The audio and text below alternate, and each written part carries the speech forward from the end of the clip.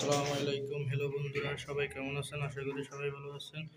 আজকে আপনাদের দেখাবো একটি আপনার ক্যাবিনেট শাওয়ারের কাজ। আমরা এখানে শাওয়ার দিই নাই, যেহেতু দিই নাই সেটা আমরা এখানে দুইটা মিক্সার দিছি, গরম পানির লাইন, ঠান্ডা পানির লাইন।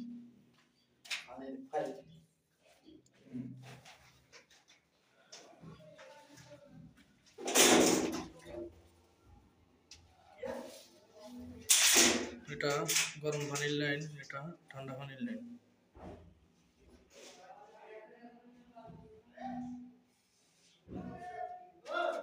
এখানে আমরা বিম কাটি নাই, বিম না কাটি এভাবে লাইনটা দিছি।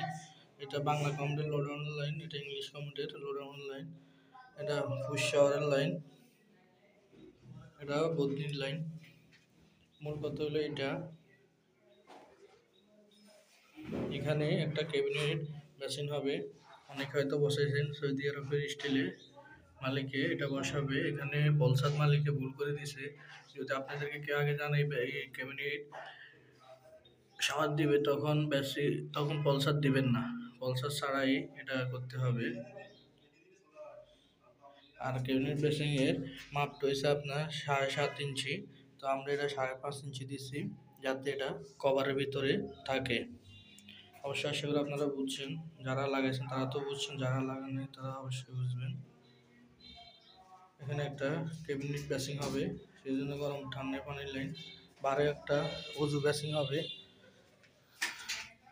এটা উজু বেসিংয়ের লাইন অবশ্যই দুইটা রাখবেন, কারণ একটা বেসিংয়ে ব্যবহার হবে, একটা উজু পা ধোয়ার জন্য একটা ব্যবহার হবে। অবশ্যই এভাবে দুইটা লাইন দিতে হবে। ঠান্ডা গরম লাইন দিলে দিবেন, ঠান্ডা দিলেও দিবেন, এভাবে উপর নিচে দুইটা দিবেন, তাহলে উজু বেসিং লাগাতে সমস্যা হবে না।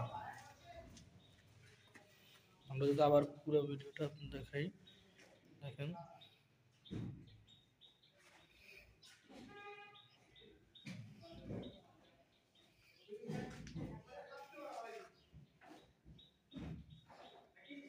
তো বন্ধুরা, তো সবাই ভালো থাকবেন, আশা করি সবাই বুঝছেন। যদি না কিছু বুঝে থাকেন অবশ্যই কমেন্ট করে জানাবেন, কমেন্টে রিপ্লাই দেওয়ার চেষ্টা করব। তো ভালো থাকবেন, আসসালামু আলাইকুম।